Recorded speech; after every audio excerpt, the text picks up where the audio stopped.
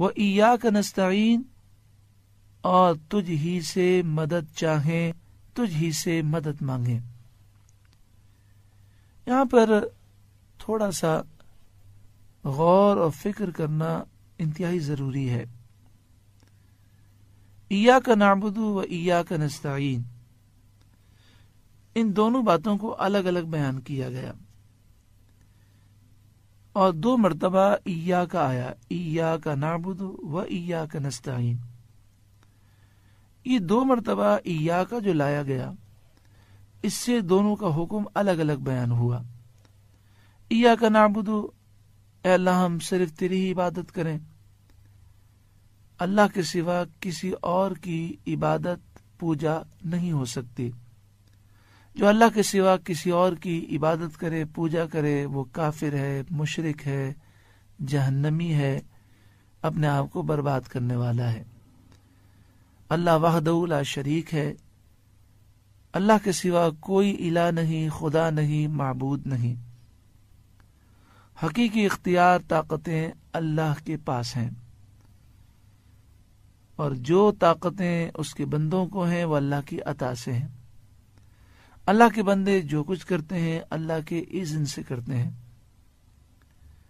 تو جب اللہ کے سوا کوئی معبود ہی نہیں، کوئی خدا ہی نہیں، کوئی الہ ہی نہیں، تو اللہ کے سوا کسی کی پوجا نہیں کی جا سکتی، اللہ کے سوا کسی کی عبادت نہیں کی جا سکتی۔ جو کرے گا وہ مشرک ہے، جہنمی ہے، کافر ہے۔ اور وَإِيَّاكَ نَسْتَعِينُ سے ایک دوسرا مسئلہ بیان کیا گیا، وہ یہ کہ جب بھی انسان کسی سے مدد مانگے تو اس کی توجہ اس طرف ہو کہ حقیقی مددگار اللہ تعالی ہے،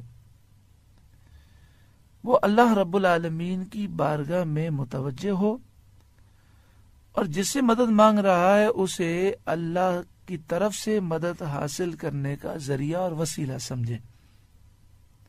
مثلا ایک شخص جب گھر میں آتا ہے اور اسے بتایا جاتا ہے، اس کے گھر والے کہتے ہیں کہ بچے کو سخت بخار ہے، یا وہ آفس میں ہوتا ہے اور فون آتا ہے اب جلدی سے آئیں، بچے کی طبیعت خراب ہے، تو اسے کیا چاہیے کہ سب سے پہلے وہ اللہ تعالیٰ کی بارگاہ میں رجوع لائے، اپنی توجہ اللہ کی بارگاہ میں کرے کہ اے مالک و مولا تو میری مدد فرما۔ پھر وہ اس طرح توجہ کرے کہ اللہ تعالیٰ نے مدد کے حصول کا جو ذریعہ بنایا ہے، دنیا میں عام ذریعہ یہ ہے کہ انسان کسی حکیم کے پاس جاتا ہے، کسی طبیب کے پاس جاتا ہے، کسی دم کرنے والے کے پاس جاتا ہے، کسی اللہ کے نیک بندے کے پاس جاتا ہے، حضرت آپ دعا کر دیں۔ تو یہ سب ذریعے وسیلے ہیں۔ ہمارے یہاں پر ہوتا ہی ہے کہ اگر بچہ بیمار ہو تو ہم پہلے توجہ کرتے ہیں ڈاکٹر کی طرف، فوراً ذہن جاتا ہے کون سا اچھا ہاسپٹل ہے، کون سا ڈاکٹر ہمیں دیکھنا چاہیے، کہاں لے جانا چاہیے۔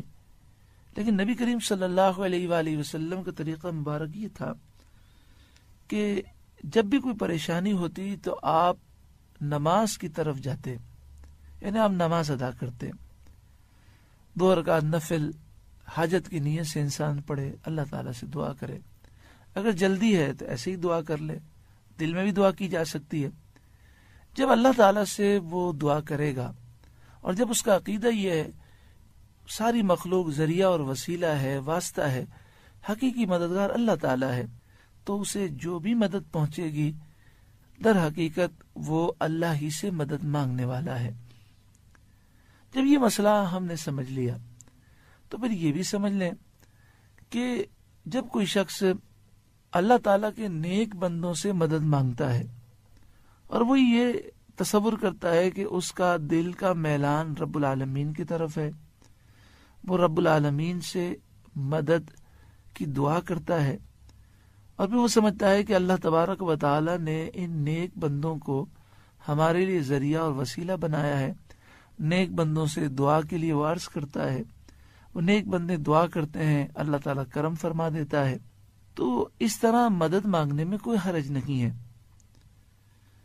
وصال سے پہلے بھی مدد مانگی جا سکتی ہے، وصال کے بعد بھی مانگی جا سکتی ہے، کسی اللہ کے نیک بندے کی قبر پر حاضر ہو کر بھی مدد کا سوال کیا جا سکتا ہے، اور دور سے بھی مدد کے لیے عرض کیا جا سکتا ہے، کیونکہ قرآن و حدیث سے یہ بات ثابت ہے کہ اللہ تعالیٰ نے نیک بندوں کو بہت زیادہ اختیارات دیے ہیں۔